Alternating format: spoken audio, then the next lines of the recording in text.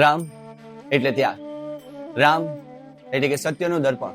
જય શ્રી રામ મિત્રો, આજે રામનવમીના પાવન પર્વ નિમિત્તે આપણે શ્રી મર્યાદા પુરુષોત્તમ શ્રી રામને યાદ કરીએ છીએ કે જેમનું આખું જીવન જ આપણા માનવ જાતને સંપૂર્ણ રીતે સમર્પણ હતું.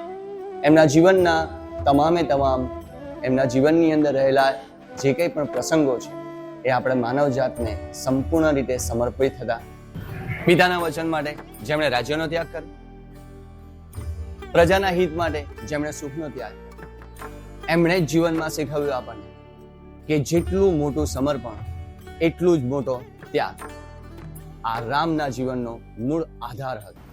આજે અમે પણ સમર્પણ એજ્યુકેશન હબ તરફથી પ્રતિજ્ઞા લઈએ છીએ કે જેમ શ્રી રામે એમના નામ લખવાથી માત્ર સમુદ્રમાં જેમ પથ્થરો તરી ચૂક્યા હતા, તેમ સમર્પણ એજ્યુકેશનના બાળકો માટે અમે પણ અમારું જેટલું કંઈ પણ સમર્પણ થઈ શકે જીવનમાં એટલું સમર્પણ કરીશું અને એમના ભવિષ્યને ઉજ્જવળ બનાવવા માટેનો પ્રયત્ન કરીશું.